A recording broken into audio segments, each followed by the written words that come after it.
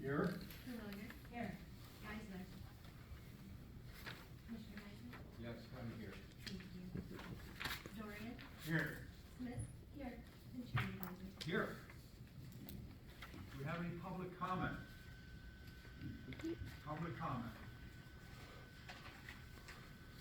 Seeing none, we move on. No public comment. Presentations. We're having a presentation from Isabella County Recovery Facility with Jake Borton. Sorry. I think Jim's gonna, Pardon? Jim's gonna introduce them. Okay, all right. Good morning. Good morning. Thanks for having us. Jake Borton is the director of the recycling facility, the materials recovery facility for Isabella County. Some of you have met him during the tour. Jake has done a great job coordinating our multi-county materials management plan. And thanks, Jake. Thanks, Jeff. Good morning, everyone. Great to be here. It was nice to see several of you at our tour that we offered to you as commissioners through our facility. As Jim had stated, we've been working on, or I've been working on, and I shouldn't say it as I anymore, because we actually have 7 counties at this point that have signed interlocal agreements. To be able to start what we're calling the Heartland Material Management Planning group, to be able to do a multi-county regional hub and spoke model of material management planning. We'll kind of delve into this. As you can see, myself, I'm the director for the facility. My operations manager is Jerry Sweet. Nicole Frost is my administrative controller. Jim Marino sits on our advisory board and is part of our ad hoc committee for upgrades to our recycling facility. That's Commissioner Jim Marino. Commissioner Frank Engler as well is the chair for the ad hoc committee, and has been a very integral part of working through this whole process for material management planning. Commissioner Embry, I would also like to mention, has been helping an awful lot with all of this as well, and he actually sits on the material management planning committee. Kind of a summary, processes, upgrades to our recycling facility is kind of what we're looking to do. One of the things, please understand that that is kind of separate from the whole process of material management planning. Upgrades to the facility are going to happen no matter how we move forward. We know that we need to do the upgrades to the facility. The material management process is the process that will help us be able to make sure that we financially become secure by being able to move material through the facility.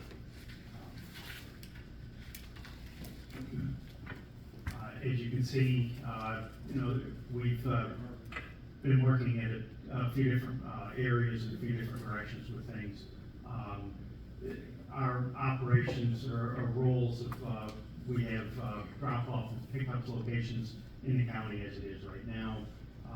The facility was started in 1990, and that was through a clean energy grant through the state of Michigan, and it was just the evolution of where we're at this point. The MRF began operation in, I use the acronym, the MRF is Material Recovery Facility. Throughout the material management, it is referred to as a MRF.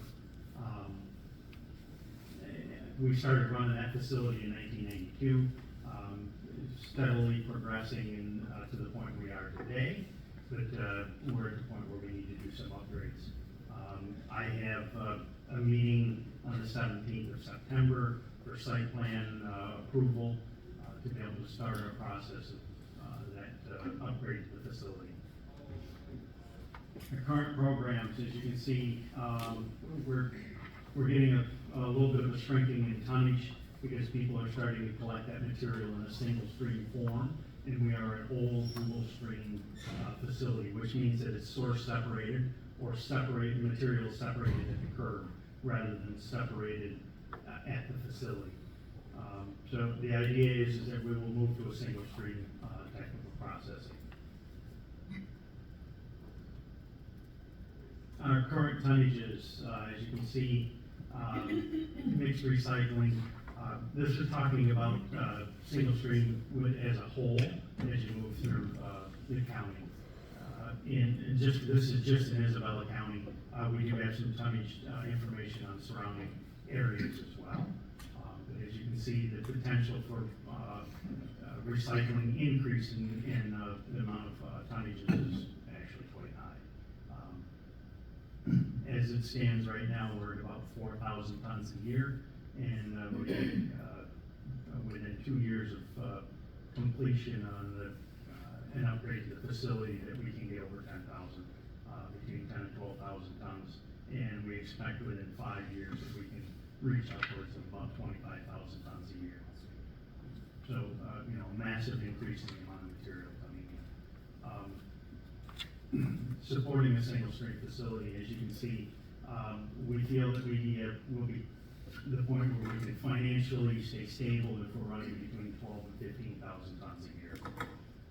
And that's the goal behind what we're trying to do, is to get to the point where we are no longer taking funds from the general fund. Last year we took about 310,000, and we've actually done some budget adjustments downward for this year's budget. But the idea is to be able to get to where we can financially stay stable. As you can see, this slide itself will show you what the intention is to do. The facility on the bottom side of that picture is the upgrade to the facility. That's about a 10,000 square foot addition. It doesn't look exactly as this shows at this point.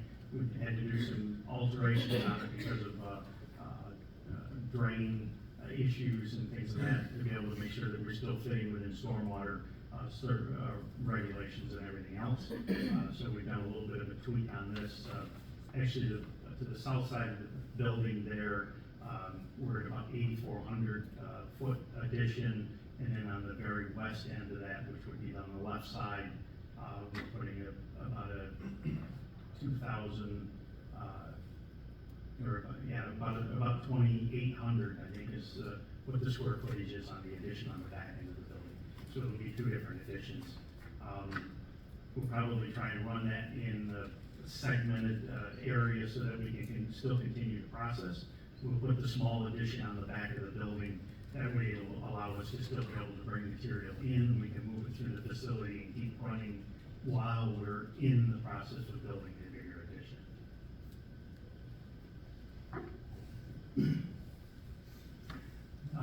As you can see, this is what the estimated install costs were, but I'm also now starting to get close with greatly reduced numbers. I think that we are probably about half that amount of money from the 15 million. We're inside of the $8 million range, so a lot more doable than what we originally had dollar figures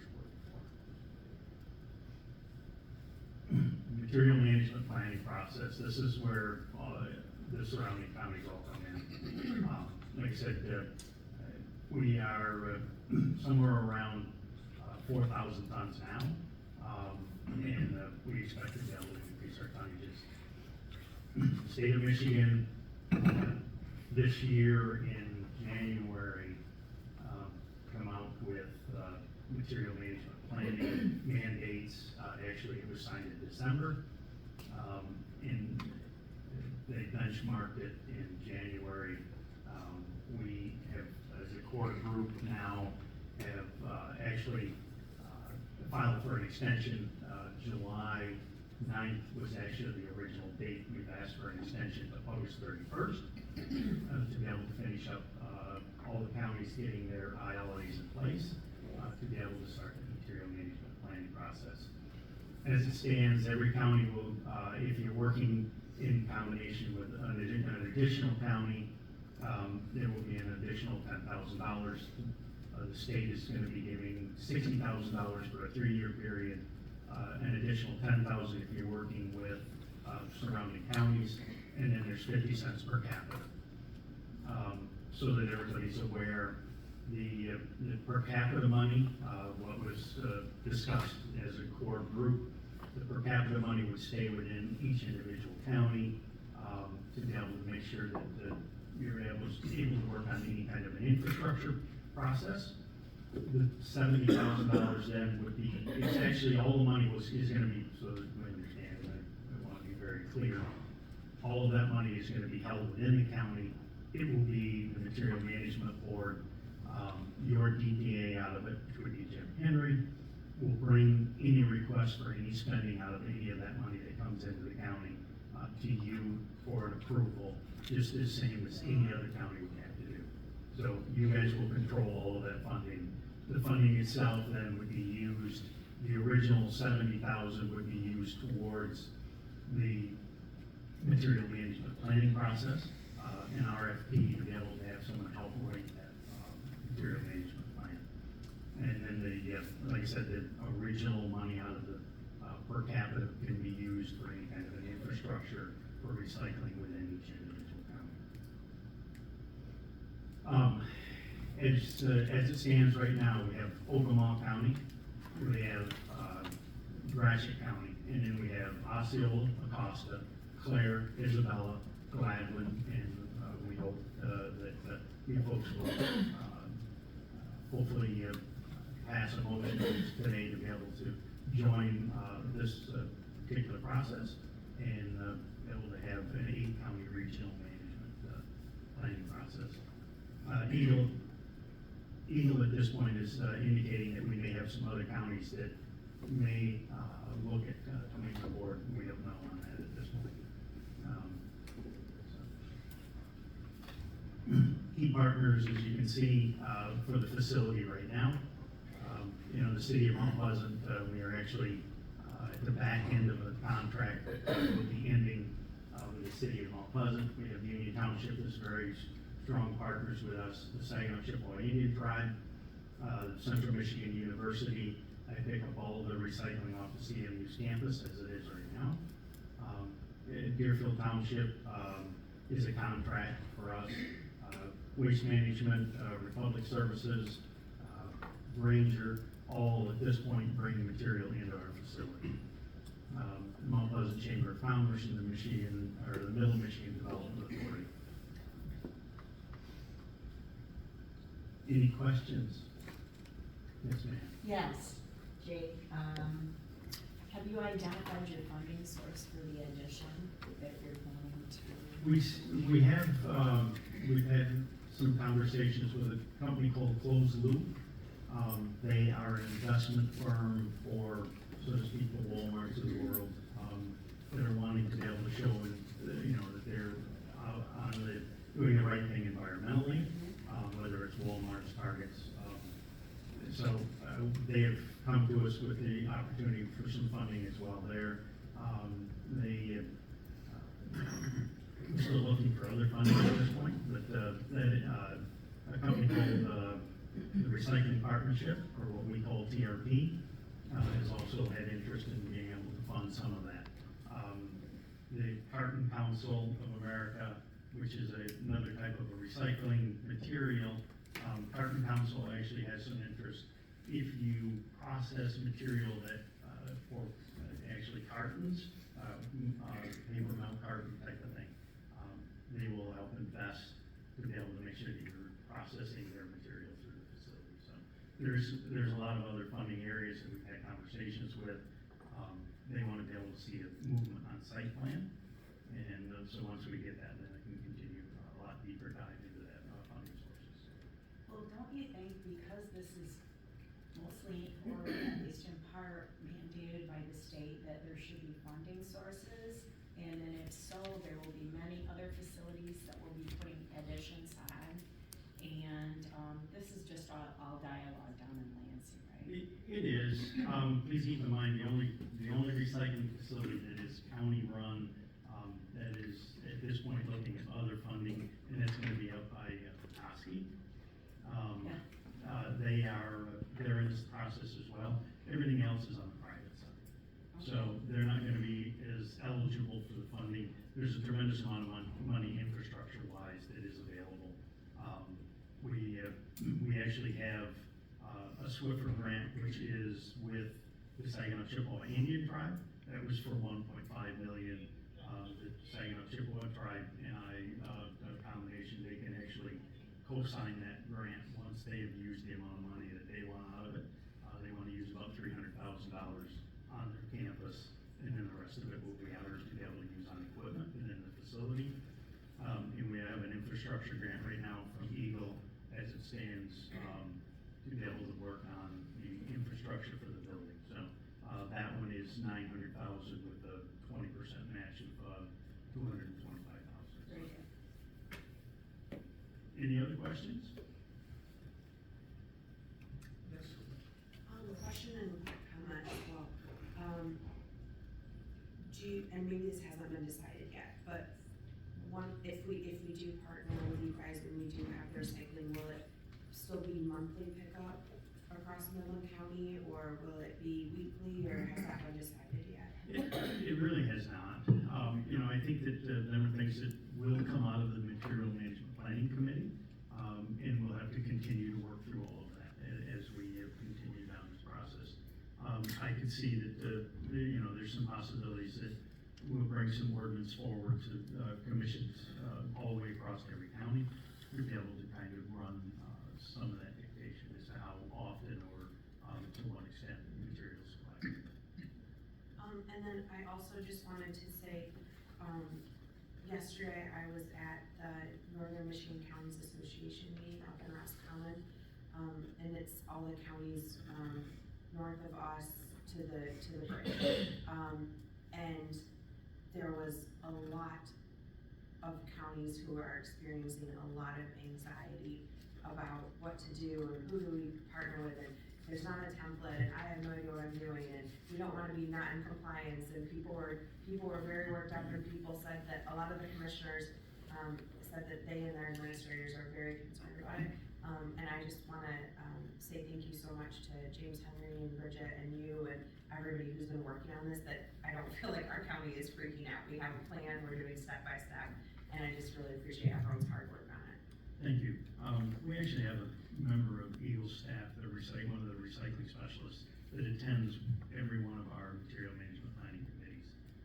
We had originally, when we had taken onto this, I had asked the Eagle staff member to sit on it to be able to help in that guiding process. And it's part of the reason why we feel that we're so stable right now on being able to get through this. Any other questions? Well, Jake, I enjoyed the tour that you took us through, I guess, a month and a half or so, so now, probably a little more.